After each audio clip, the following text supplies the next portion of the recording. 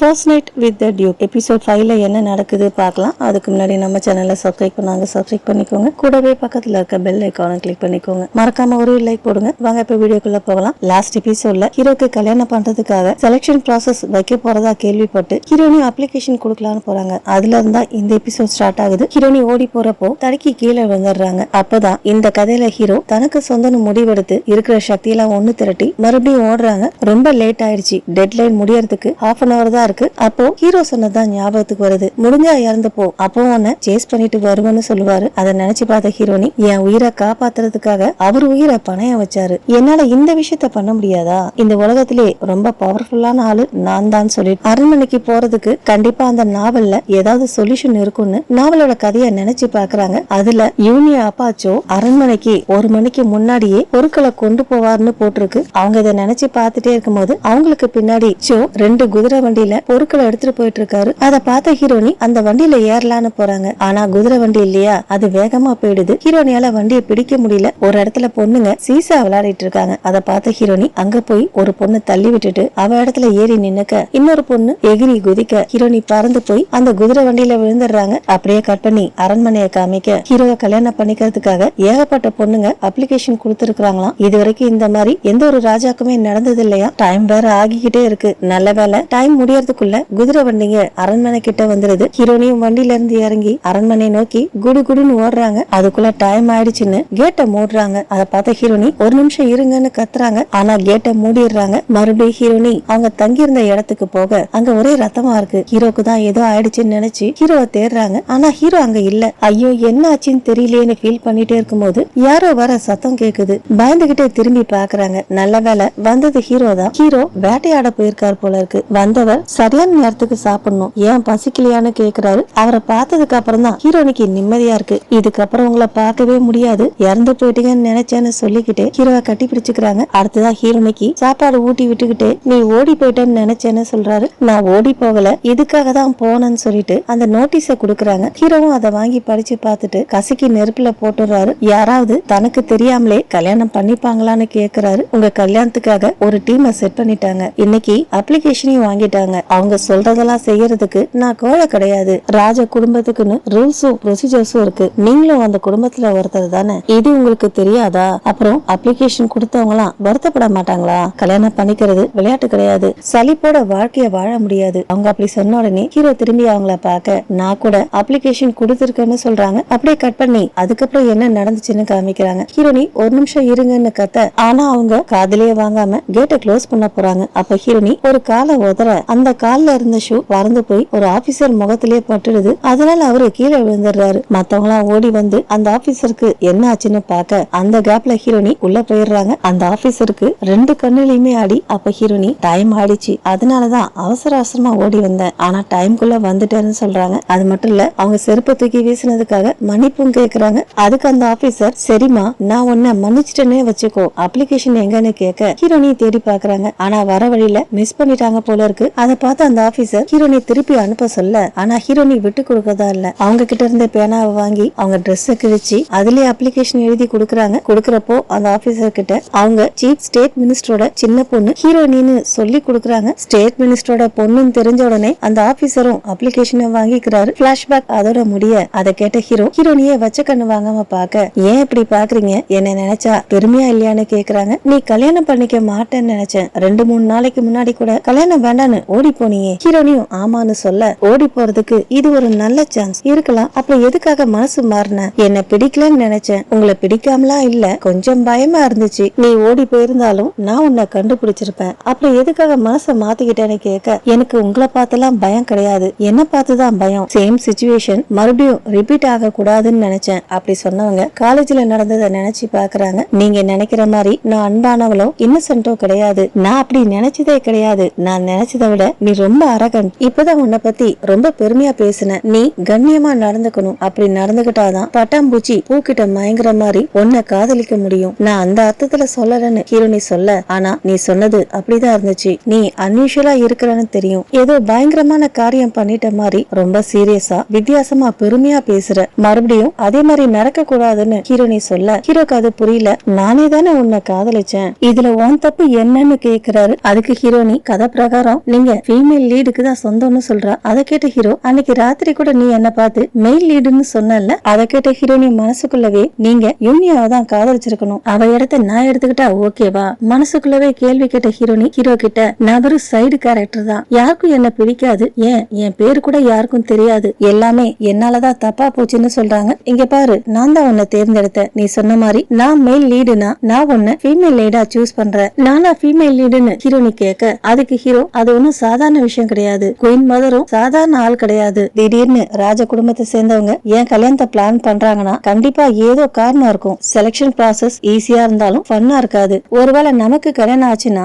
அதிகாரப்பூர்வமா ஒரு அரச குடும்பத்தை சேர்ந்தவளா மாறணும்னு சொல்றா. நான் நினைச்சதை விட நீ ரொம்ப சுறுசுறுப்பா இருக்கன்னு சொல்ல, உடனே ஹீரோனி ஹீரோ கையை பிடிச்சி நம்மளால முடியும்னு சொல்றாங்க. உடனே ஹீரோவும் ஹீரோனி கையை பிடிச்சி இன்னைக்கு ராத்திரி வேலைக்கு ஆகாதுன்னு சொல்றாரு. ஹீரோனிக்கு புரியல, இந்த இடம் இந்த சூழ்நிலை எதுவும் சரியில்லைன்னு சொல்றாரு. அப்பவும் ஹீரோனிக்கு புரியல. உடனே ஹீரோ ஹீரோனியை கிட்ட இழுத்து நம்ம செகண்ட் நைட்டை பத்தி சொன்னு சொல்றாரு. அதை கேட்ட ஹீரோனி உடனே கையை உதறி விட்டுட்டு, என்ன இவ்வளவு ஃபாஸ்டா இருக்கீங்கன்னு கேக்குறாங்க. உனக்கு வேணும்னா நான் ரெடியா இருக்கேன்னு ஹீரோ சொல்ல, ஹீரோனி பதறி போயிடுறாங்க. வேண்டாம் வேண்டான்னு சொல்ல, ஹீரோ வேணும்னு சொல்ல, ஹீரோனி அங்கிருந்து ஓடியே போயிடுறாங்க. அடுத்ததான் ரெண்டு பேரும் எங்கேயோ நடந்து போய்கிட்டு இருக்காங்க. ஹீரோனி ஓடி போனப்ப கீழே விழுந்தாங்க இல்லையா, அதனால நொண்டி நொண்டி நடந்து போறாங்க. அதை பார்த்து ஹீரோ வா தூக்கிட்டு போறேன்னு சொல்ல, வேண்டான்னு சொல்லிட்டு நடந்து போறாங்க. அப்போ பக்கத்துல இருந்த செடி அசைய அதை பார்த்து பயந்து போன ஹீரோனி ஓடி போய் ஹீரோவை கட்டி பிடிச்சுக்கிறாங்க. சாரி பயந்துட்டேன்னு சொல்லிட்டு அவரை விட்டு விலகி போறாங்க. ஆனா ஹீரோ விட மாட்டேங்கிறாரு. கொஞ்ச தூரத்துல ஹீரோடைய குதிரை நின்னுட்டு இருக்கு. அடுத்ததான் ரெண்டு பேரும் அதுல ஏறி போறாங்க. அப்ப ஹீரோ ஏன் இன்னும் பிடிவாதமா இருக்குன்னு கேட்க, அதுக்கு ஹீரோனி, நீங்க என் முதுகுல கை வைக்கிறப்போ வேணும்னே பண்ற மாதிரி தோணுதுன்னு சொல்றாங்க. நம்ம ஆக்ஷனுக்கு பின்னாடி ஒரு இன்டென்ஷன் இருக்குன்னு ஹீரோ சொல்ல, ஹீரோனி கடுப்பாயிடுறாங்க. நீங்க ரொம்ப தந்திரக்காரன்னு சொல்ல, தந்திரம் பண்றது என்னோட ஸ்டைல் கிடையாது, வெளிப்படையா இருக்கணும்னு நினைக்கிறவன் நானு சொன்ன ஹீரோ ஹீரோனி கைய பிடிக்க, வெக்கமா இல்லையான்னு கேட்க, வெக்கப்படுறதுக்கு ஒண்ணுமே இல்லன்னு சொல்றாரு. அப்படியே கட் பண்ணி ஜுங்க காமிக்க, இன்னைக்கு பௌர்ணமி, ஜுங் முழு நிலவை பார்த்து ரசிச்சிட்டு இருக்காரு. மறுபடியும் ஹீரோ ஹீரோனியை காமிக்க, ரெண்டு பேரும் ராஜ வைத்தியரை பார்க்க போயிருக்காங்க. அவரும் ஹீரோனியை செக் பண்ணிட்டு, இது பிளேக் மாதிரி தெரியல, பாக்குறதுக்கு ஒரே மாதிரி இருக்கு, குணமாகற விதம் வேற மாதிரி இருக்குன்னு சொல்றாரு. இரும்புறப்போ பிளட் கூட வந்துச்சுன்னு ஹீரோ சொல்ல, அவங்க உடம்புல புண்ணோ இறந்து போன செல்ஸோ தெரியல, அது மட்டும் இல்ல அவங்களோட பல்ஸ் நார்மலா இருக்கு, இது வேற ஏதோ நோய், கண்டிப்பா பிளேக் கிடையாதுன்னு சொல்றாரு. வேற ஏதோனா எதுன்னு ஹீரோ கேட்க, வைத்தியர் ஹீரோனி கிட்ட, நீங்க ஏதாவது சாப்பிட்டீங்களா இல்லனா பர்டிகுலரா ஏதாவது தொட்டீங்களான்னு கேக்குறாரு. ஹீரோனியும் யோசிச்சு பார்த்துட்டு அன்னைக்கு நடந்தது எல்லாத்தையும் சொல்றாங்க. ஜுங்க மீட் பண்ணது, அதுக்கப்புறம் யூனியாவை மீட் பண்ணது, அதுக்கப்புறம் மார்க்க மீட் பண்ணிருப்பாங்கல்ல,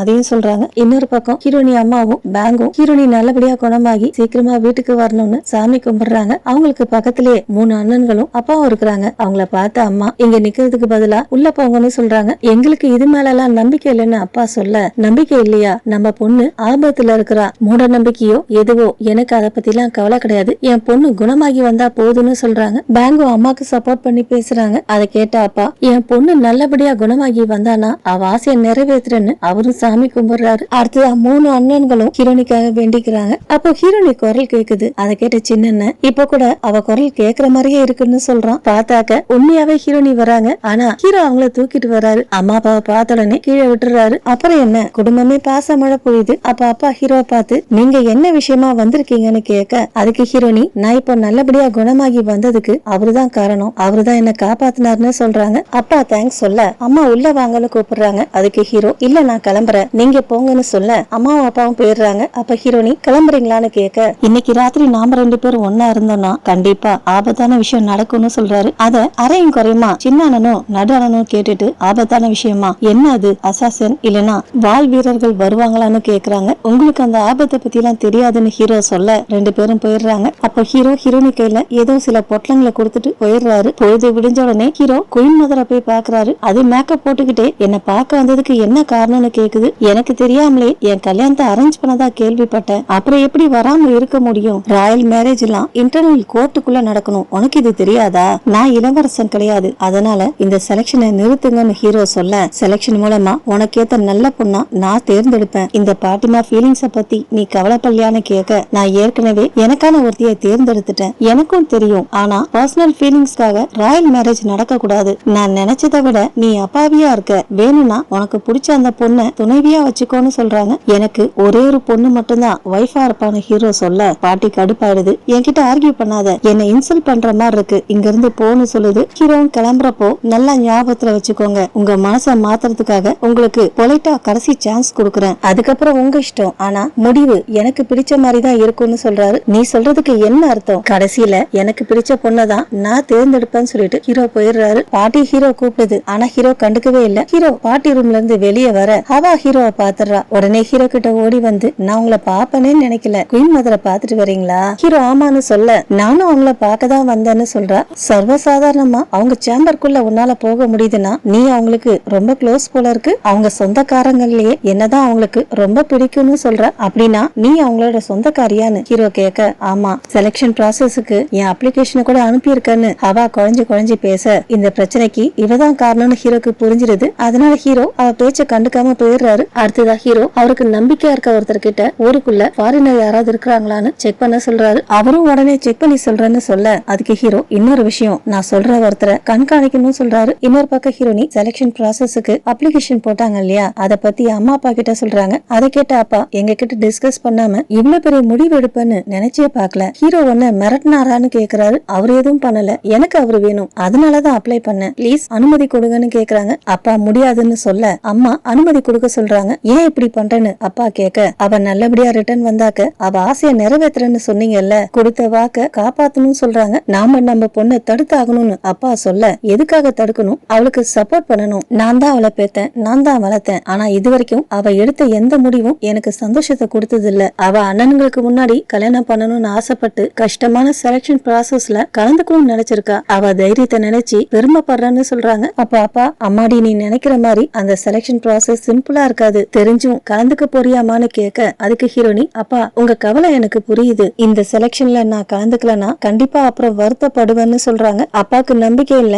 அத பார்த்த அம்மா, நம்ம பொண்ணை நம்புங்கன்னு சொல்றாங்க. பிரச்சனை என்னன்னா இந்த கல்யாணத்துக்கு குயின் மதர் தான் இன்சார்ஜ், இது ஆர்டினரி செலக்ஷன் மாதிரி தெரியல, அதான் வருத்தப்படுறேன்னு சொல்றாரு. அதுக்கு ஹீரோனி, கவலைப்படாதீங்கப்பா, கண்டிப்பா நான் ஜெயிப்பேன்னு சொல்றாங்க. இன்னொரு பக்கம் குயின் மதரை காமிக்க அப்ளிகேஷன் கொடுத்தாங்க இல்லையா, அவங்க பேர்லாம் பாக்குறாங்க. அதுல ஹீரோனி பேர் இருக்க உடனே அந்த இன்சார்ஜ் கிட்ட இது யாருன்னு கேட்க, சீஃப் ஸ்டேட் மினிஸ்டரோட சின்ன பொண்ணு ஹீரோனின்னு சொல்றாரு. அதை கேட்ட குயின் மதர், அவ அப்ளிகேஷன் கொடுத்தாலான்னு கேட்க ஆமான்னு சொல்றாரு. அதை கேட்ட குயின் மதர், தனக்கு தானே அவ பிளேக் வில்லேஜ்ல எல்லாம் இருந்தா வரதுக்கு வாய்ப்பு இல்லைன்னு சொல்றாங்க. உடனே அந்த ஆபீசர் கிட்ட ரெஜிஸ்டரை யூஸ் பண்ணுங்கன்னு சொல்றாங்க. அதுக்கு அவரும், நீங்க ஆர்டர் கொடுத்தீங்கன்னா ஃபர்ஸ்ட் ரவுண்ட் ஆரம்பிச்சிடலாம்னு சொல்றாரு. அப்ப குயின் மதர், ஹீரோ கடைசியில எனக்கு பிடிச்ச பொண்ணதான் செலக்ட் பண்ணுவேன்னு சொன்னார் இல்லையா, அதை நினைச்சு பார்த்துட்டு, இதை வச்சுதான் நீ அப்படி பேசுனியா அப்படி சொன்னவங்க அந்த ஆபீசர் கிட்ட, அவர் பேரு டூ, வழக்கமா வைக்கிற போட்டியை விட இந்த முறை வித்தியாசமான போட்டி வைங்கன்னு சொல்றாங்க.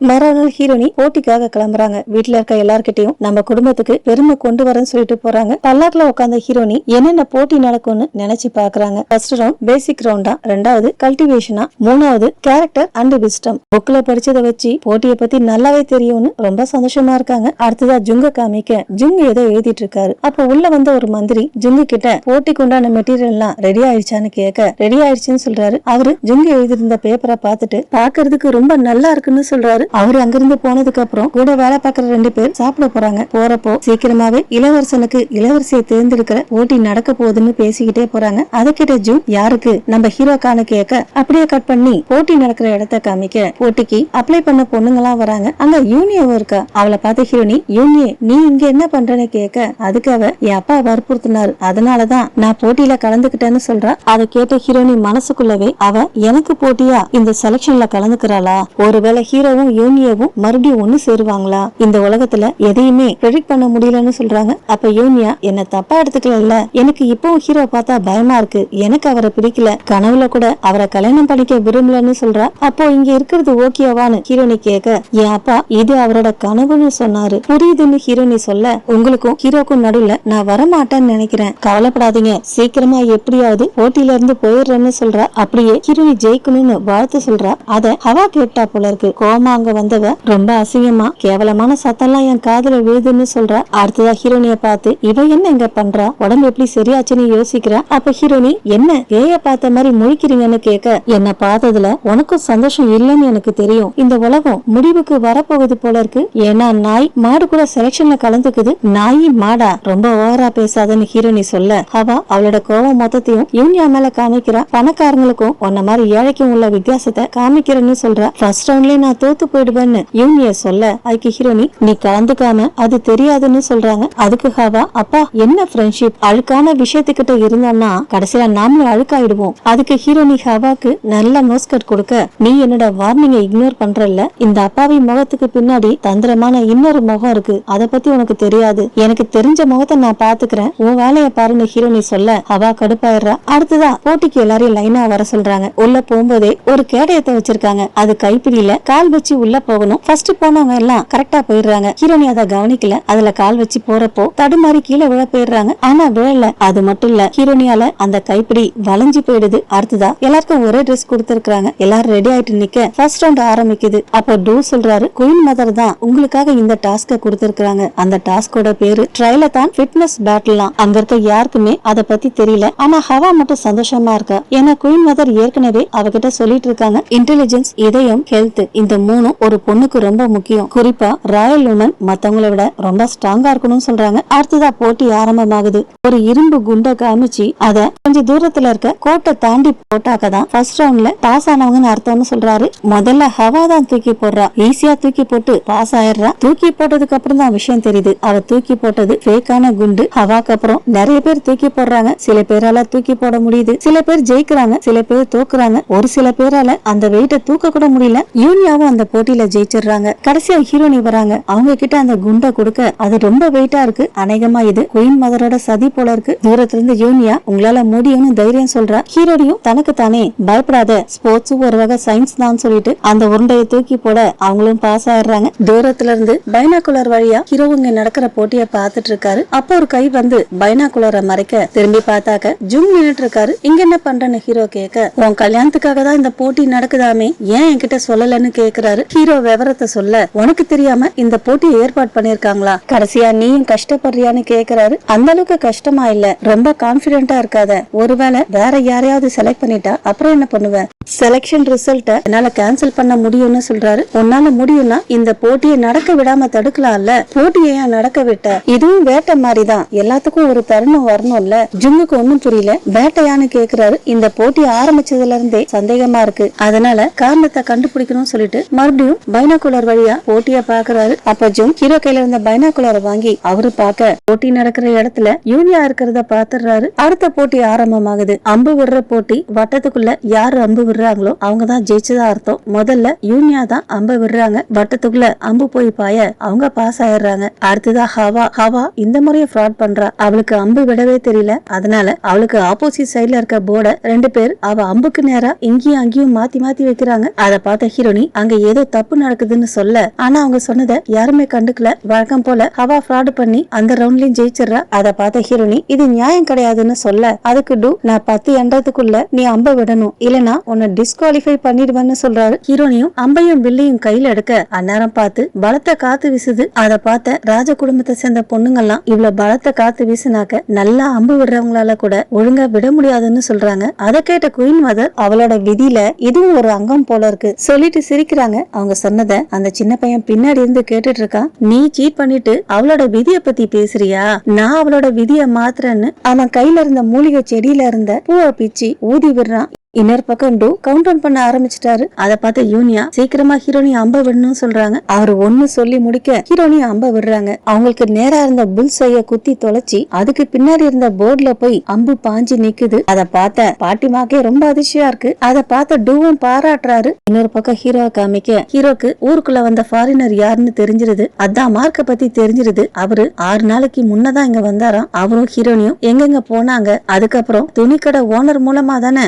மார்க் தங்கி இருக்கிறாரு, எங்க தங்கி இருக்கிறாருன்ற விவரம் கூட கிடைச்சிருது. ஹீரோ மார்க் தங்கி இருக்க இடத்துக்கு போக அப்பதான் மார்க் வெளியே எங்கேயோ போறான். ஹீரோவும் ஃபாலோ பண்ணிக்கிட்டே போக அவன் நேரா துணி கடைக்கு போயிட்டு ஆர்டர் கொடுத்த ட்ரெஸ் கேக்குறான். அவன் சரளமா கொரியன் லாங்குவேஜ் பேசுறத பார்த்து துணிக்கடை ஓனரை ஆச்சரியப்படுறாரு. ஹீரோவும் பின்னாடியே கடைக்குள்ள வராரு. அதுக்குள்ள மார்க் ட்ரையல் ரூம்ல புது ட்ரெஸ்ஸ போட்டு பாத்துட்டு இருக்கான். ஹீரோ அங்கிருந்த ஜன்னல் வழியா பாக்க அவன் முதுகுல ஒரு டாட்டூ இருக்குது. அப்ப ஏதோ சத்தம் கேட்க மார்க் போய் கதவை திறக்கிறான். கதவை வெளிப்பக்கமா ஹீரோ பூட்டிட்டு போயிட்டு இருக்காரு. இன்னொரு பக்கம் ஹீரோ அவன் தங்கியிருந்த ரூமுக்கு போயிட்டு செக் பண்ணி பாக்குறாரு. அவன் பேக்ல ஒரு டப்பா இருக்கு. அந்த டப்பாவை எடுத்து முகர்ந்து பார்க்க ரொம்ப பேட் ஸ்மெல் வீசுது. அதனால டப்பாவை கீழே போட்டுறாரு. மறுபடியும் இங்க போட்டி நடக்கிற இடத்த காமிக்க ஃபர்ஸ்ட் ரவுண்டோட லாஸ்ட் ஸ்டேஜ் நடக்குது. போட்டியில ஜெயிச்சவங்க கிட்ட 2 கையிலும் 2 பிளேட் கொடுக்கறாங்க. ஒவ்வொரு பிளேட்லயும் 3 பவுல்ல சாப்பாடு இருக்கு. அதை எடுத்துட்டு போய் அரண்மனையில வேலை பாக்குறவங்களுக்கு கொடுக்கணுமா. இந்த முறையும் ஹவா சீட்டிங் பண்றா. அவ கையில இருந்த பிளேட்ல பவுல ஒட்டி வச்சிருக்காங்க. அது மட்டும் இல்ல, ஒரு பிளேட்ல கஞ்சி இருக்குது. அதை சிந்தாம சிதறாம எடுத்துட்டு போகணும். எல்லாரையும் ரொம்ப தூரம் நடக்க விடுறாங்க. படிக்கட்டு ஏறுறாங்க, படிக்கட்டு இறங்குறாங்க. குறுக்க ஏகப்பட்ட தடை வருது. எல்லாத்தையும் கிராஸ் பண்ணி போகணும். அவளை கிராஸ் பண்ணி போறவங்கள ஹவா தள்ளி விட்டுறா. இது தெரியாம ஹீரோனி அடுத்ததா ஹவாவை கிராஸ் பண்ணி போக அவளையும் தள்ளி விடுறா. நல்ல வேலை ஹீரோனி பவுல் எதுவும் கீழே விழாம பிடிச்சிடுறாங்க. ஏன்னா அவங்க இதுக்கு முன்னாடி ஹோட்டல்ல வேலை பார்த்திருக்காங்க. பிளேட்ஸ் பிடிச்ச ஹீரோனி வேகமா போறாங்க. ஹவாவும் ஹீரோனி ஒரே டைம்ல இந்த போட்டியை முடிக்கிறாங்க. ஹீரோனியும் ஜெயிச்சதை பார்த்து ஹவா கடுப்பாகிறா. போட்டி முடிஞ்சதுக்கு அப்புறம் ஹீரோனியும் யூனியாவும் வீட்டுக்கு போறாங்க. அப்ப ஹீரோனி யூனியாக்கு உதவி பண்ணதுக்காக தேங்க்ஸ் சொல்றாங்க. தேங்க்ஸ் எல்லாம் சொல்லாதீங்க, நீங்களும் எனக்கு நிறைய உதவி பண்ணிருக்கீங்கன்னு யூனிய சொல்ல அவங்க சிரிப்பை பார்த்த ஹீரோனி, அப்படி சிரிக்காத, நான் உன்னோட காம்படிட்டர், நீ என்ன தோக்கடிக்கணும்னு சொல்றாங்க. அப்ப யூனியா உங்க கூட இருக்கிறப்போ பாதுகாப்பா இருக்கிற மாதிரி இருக்குன்னு சொல்றா. அதை கேட்ட ஹீரோனி மனசுக்குள்ளவே, ஆனா எனக்கு ரொம்ப கஷ்டமா இருக்கு, சாரின்னு சொல்றாங்க. அவங்க வருத்தப்படுறத பார்த்த யூனியா, என்னாச்சு, ஏன் வருத்தமா இருக்கீங்க, சோர்ந்து போகாம கடுமையா முயற்சி பண்ணணும்னு நீங்க தானே சொன்னீங்க, கடைசி வரைக்கும் போராடலாம்னு சொல்றாங்க. எதுக்காக, எனக்கு என்னவோ ஏற்கனவே யாரையோ தேர்ந்தெடுத்த மாதிரி தெரியுது, ஹவா சீட் பண்றத நீயும் பார்த்தல. அப்ப ஹவா அவங்க கிராஸ் பண்ணி போக அவ போனதுக்கு அப்புறம் யூனியா சொல்றாங்க, அவ சீட் பண்ணது இங்க யாருக்கு தான் தெரியாது, அவளை நினைக்கிறப்போ ரொம்ப கோவம் வருதுன்னு சொல்றாங்க. எதுவும் மாறலனா நான் இந்த போட்டியிலேயே கலந்திருக்க முடியாது, நான் ஒரு அனாதை, என் ஸ்டெப் ஃபாதர் எவ்வளவு வசதியா இருந்தாலும் அவர் ஒரு வியாபாரி மட்டும்தான், அவர் தொழில் வளர்ந்ததுனால அவரோட ஸ்டேட்டஸையும் மாத்திக்க முடிஞ்சது, அதனாலதான் என்னாலேயே இந்த போட்டியில கலந்துக்க முடிஞ்சதுன்னு சொல்றா. இந்த உலகத்துல முன்கூட்டியே எதையும் தீர்மானம் பண்ண முடியாது, இப்போ நடக்கிறது மட்டும்தான் உறுதின்னு சொல்றா. அவ சொன்னதை கேட்டு ஹீரோனி அவளைய பார்க்க, என்னாச்சு, நான் ஓவரா பேசிட்டேனான்னு அவ கேட்க, இல்லன்னு சொன்ன ஹீரோனி, இந்த உலகத்துல எதுவுமே முன்கூட்டியே தீர்மானம் பண்ணலன்னு யூனியா சொன்னாங்க இல்லையா, அதுக்காக அவங்கள பாராட்டுறாங்க. உள்ள இவங்க 2 பேரும் பேசிட்டு இருக்க ஹீரோனிக்காக பாங் வெளியே காத்துட்டு இருக்காங்க. டெஸ்ட் என்ன ஆச்சுன்னு தெரியலையே, பிரச்சனை ஏதாவது பண்ணிட்டாங்களான்னு பாங் தவிப்போட காத்துட்டு இருக்கா. அப்போ ஜுங் அங்க வராரு. வந்தவர் யூனியாவும் ஹீரோனியும் பேசிட்டு இருக்கத பார்த்து, அப்ப நான் பார்த்தது உண்மையாவே யூனியாவதானா, அவையே இந்த போட்டியில கலந்துகிட்டா கண்டிப்பா அது உண்மையா இருக்காதுன்னு சொல்றாரு. அடுத்ததான் பாங்கும் ஹீரோனியும் வீட்டுக்கு நடந்து போய்கிட்டு இருக்கப்போ ஹீரோனி சொல்றாங்க, நான் யூனியாவை நினைச்சு ரொம்ப வருத்தப்பட்டேன், ஆனா அவ இப்போ நடக்கிற மோமெண்ட் தான் ரொம்ப முக்கியம்னு சொன்னா. அதை கேட்ட பாங் கில்ட்டியா ஃபீல் பண்றதை நிறுத்துங்கன்னு சொல்லிட்டு ஹீரோனிக்கு ஸ்நாக் கொடுக்குறா. ஹீரோனி வேண்டான்னு சொல்லிட்டு அடுத்த விஷயத்துல போக்கஸ் பண்ணணும்னு சொல்றாங்க. தனியா பேசுறதுதான் இந்த காலத்து ட்ரெண்டான்னு பாங் கேட்க, அப்போ ஹீரோ அங்க வராரு. ஹீரோவை பார்த்து ஹீரோனி சர்ப்ரைஸ் ஆகுறது கூட என் உடம்புல தெம்பு இல்லன்னு சொல்றாங்க. ஃபர்ஸ்ட் ரவுண்ட்லயே ஃபெயில் ஆயிட்டேன்னு மட்டும் சொல்லாதன்னு ஹீரோ சொல்ல, எனது ஃபெயிலா, நான் எவ்வளவு கஷ்டப்பட்டு எல்லா ரவுண்ட்லயும் பாஸ் பண்ணிட்டு வந்திருக்கேன், ஆனா அங்க ஹவாக்காக ஏற்கனவே எல்லாத்தையும் செட் பண்ணி வச்சிருக்காங்க, நான் எவ்வளவு கஷ்டப்பட்டேன்னு தெரியுமா சொன்ன ஹீரோனி புலம்புறாங்க. அவங்க புலம்புறத பார்த்து ஹீரோக்கு சிரிப்பு வந்துருது. நானும் யூனியாவும் எவ்வளவு டென்ஷனா இருந்தோம் தெரியுமா, உங்களுக்கு யூனியாவை ஞாபகம் இருக்கான்னு கேட்க, எனக்கு அவளை பத்தி எல்லாம் கவலை கிடையாது, உன்னை பத்தி தான் கவலைன்னு சொல்றாரு. அதை கேட்ட ஹீரோனிக்கு ரொம்ப சந்தோஷமா இருக்கு. என்ன டெஸ்ட் வச்சாலும் அதுல பாஸ் பண்ணிடுன்னு சொல்றாரு. கல்யாணம் பண்றது முக்கியம், ஆனா என்னோட டிக்னிட்டிக்காக கண்டிப்பா வின் பண்ணுவேன்னு சொல்றாங்க. அவங்க சொன்னதை கேட்ட ஹீரோ அவங்க கண்ணத்தை தொட்டுட்டு, நீ ஃபீமேல் லீடுக்கு பொருத்தமானவன் நிரூபி, ஜெயிக்கிறதுக்காக என்ன வேணாலும் பண்ணு, ஆனா ஒன்னு நீயே கஷ்டப்படுத்தி கூடாது, நான் அதை மன்னிக்க மாட்டேன்னு சொல்லிட்டு ஹீரோ போயிடுறாரு. அடுத்ததா ஹீரோ வீட்டுக்கு போக அவருக்கு பின்னாடி யாரோ வராங்க. ஹீரோவும் திரும்பி பாக்குறாரு. வந்தது யாருன்னு தெரியல. மறாவது நாள் செகண்ட் ரவுண்ட் ஆரம்பிக்குது. அந்த ரவுண்ட்ல 6 பேர் கலந்துக்கிறாங்க. அடுத்தது 6 பேருக்கும் 6 பை கொடுக்கறாங்க. அதுக்குள்ள 10 யாங் வர்த் உள்ள காயின்ஸ் இருக்குதான். 2 நாள்ல அதோட வர்த்த இன்க்ரீஸ் பண்ணணுமா. ஹீரோனி ரொம்ப சந்தோஷமா இருக்காங்க. ஏன்னா இந்த உலகத்துல முன்கூட்டியே எதையும் தீர்மானிக்க முடியாதுன்னு யூனியா சொன்னாங்க இல்லையா, அதை கேட்டதுல இருந்து ஹீரோனி கில்ட்டி ஃபீலிங்ல இருந்து வெளியே வந்துட்டாங்க. அதனால இப்போ நிம்மதியா இருக்காங்க. அதே மாதிரி யூனியாவும் அந்த வாக்கியத்தை ஹீரோனிக்காக சொல்லல, அவங்களுக்காக சொன்னாங்க. அப்படியே கட் பண்ணி பிரசன்ட காமிக்க அந்த நாவலோட ஆசிரியர் ஒரு நோட்டிபிகேஷன் அனுப்புறாங்க. அதாவது சீக்கிரமாவே எடிட்டட் வெர்ஷன் வரப்போகுதான், அதையும் வாங்கி படிக்க சொல்லியிருக்காங்க. இதோட தான் இந்த எபிசோட் முடியுது. ஓகே ஃப்ரெண்ட்ஸ், இந்த வீடியோ உங்களுக்கு பிடிச்சிருந்தா நம்ம சேனல் லைக் பண்ணுங்க, ஷேர் பண்ணுங்க. தேங்க்ஸ் ஃபார் வாட்சிங்.